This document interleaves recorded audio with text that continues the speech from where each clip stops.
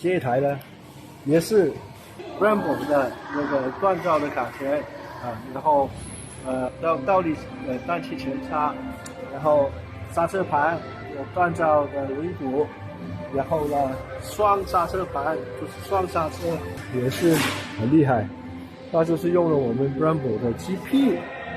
这 GP 的手工，这个手工就1万多，然后呢，这边呢也是用了我们GP 的离合，这个离合的话，更是差不多要2万。